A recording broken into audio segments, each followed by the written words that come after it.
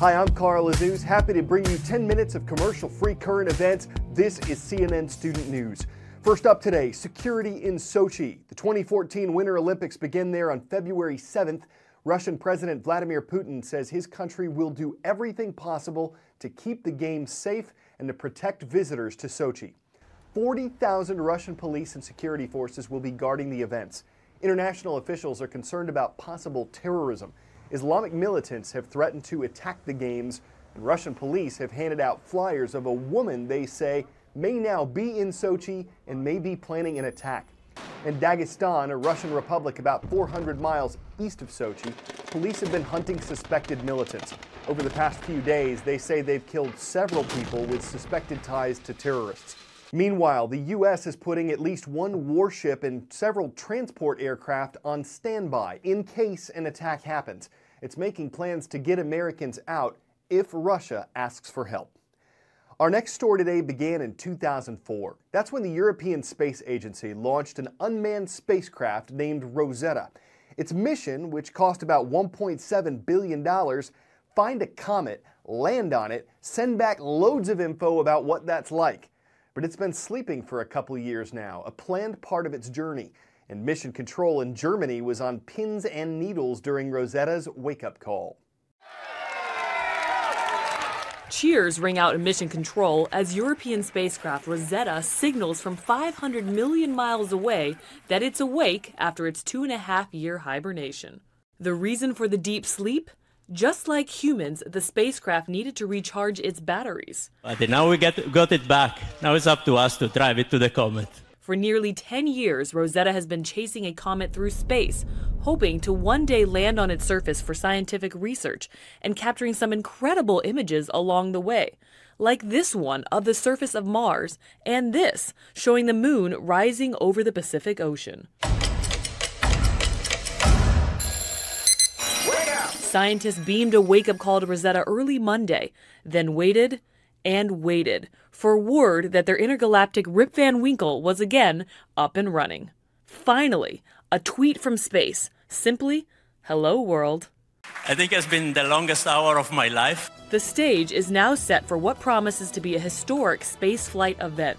This is just the beginning. Without today, without the wake-up, we wouldn't have a mission at all. Rosetta will now scout the comet for the perfect place to land before sending a probe to touch down on the comet's surface in November. The probe, a type of portable laboratory, will map, drill, and analyze samples as it travels with the comet on a trip around the sun, beaming its results back to Earth. We know that that's going to be a great adventure ride for everybody and return some fantastic science about the origins of our own solar system and potentially the origins of life on this planet.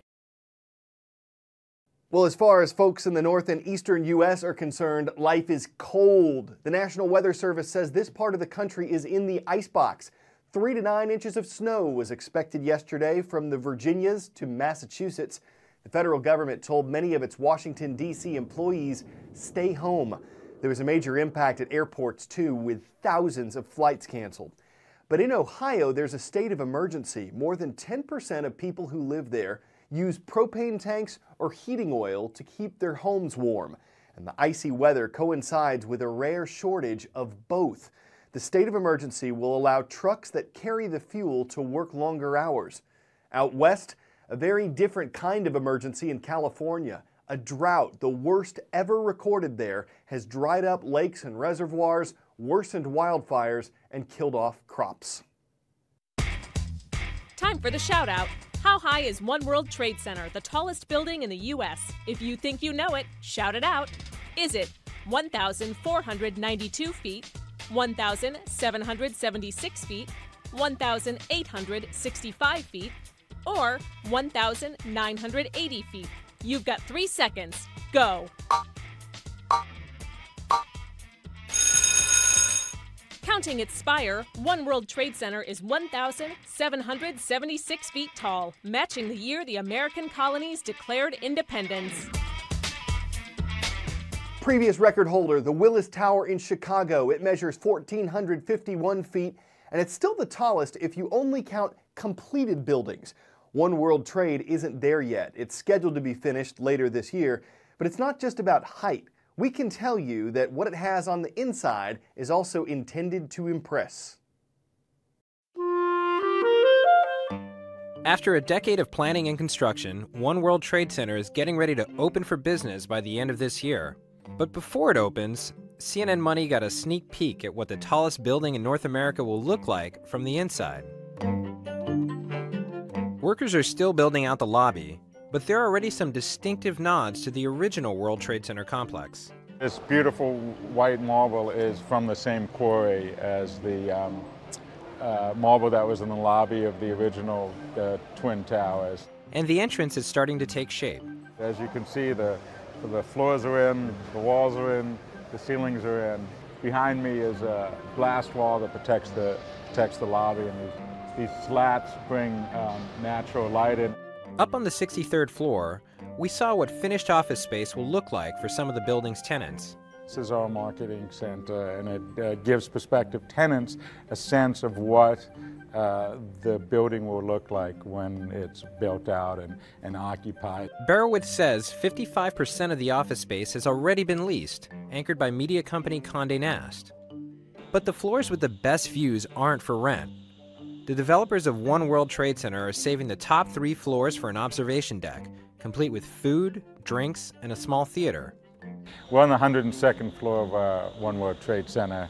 It's the highest occupied floor in the building. It will be the observation deck, open to the public. This floor is a 360-degree unobstructed views of the entire metropolitan region. The building is by no means finished. In fact, there is still some heavy construction going on in some areas. But much of One World Trade Center has started to take form, and it isn't hard to imagine what the finished building will look like when it opens later this year. Jason Sanchez, CNN Money, New York. You might have heard us talk about CNN's Impact Your World before. Usually it's to give ideas of how to help people in need during a war or natural disaster, for example.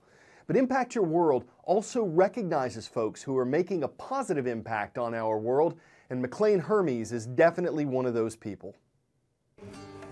Meet 13-year-old McLean Hermes, fierce, competitive swimmer. But behind that smile lies a deeper story.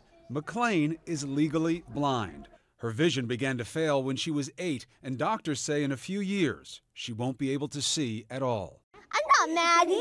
But this 7th grader from Georgia doesn't want your sympathy. Can you hand me that black and white shoe? She wants your old shoes. In 2009, her father showed her an article about footwear soles being recycled. They were giving people, a $5 discount or something on a new pair of shoes if they turned in shoes. And so we decided instead of recycling them, we collect them and give them to people that needed them. Shoes for the Souls was born. 7. They say around 10,000 pairs of shoes have been collected over the past 4 years. You got this. Today, McLean is making a special delivery to an Atlanta homeless shelter. McLean challenges all teens to make a difference. If you have a dream and you think it's unrealistic, just keep on doing it because you'll get there.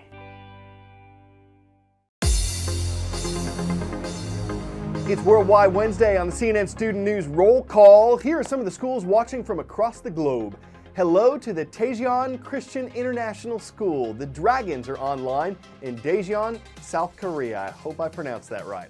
How about the students at École Voyageur, shouting out to our viewers in Cold Lake, Alberta, Canada. And we're wrapping up Worldwide Wednesday in Uganda. Hello to everyone at City View High School in Kampala. Pandas. They're cute and all, but you don't want to try to cuddle an adult one. For some who have, hasn't always worked out so well. That's not the case with Bao Bao. She's just 5 months old, and she just made her public debut at the National Zoo. Bao Bao means precious or treasure in Mandarin Chinese, and you can see why. She's one of more than 300 pandas living in captivity, and she spent most of her party sleeping. So you can't really say it was pandemonium. Yeah, no, it's an obvious pun. It's like we're pandering. Initially, I wanted to pen the idea, but love for these little creatures is pandemic, and we just hope you can bear it. You knew we were going to have pun with that. CNN Student News returns tomorrow. Hope to see you then.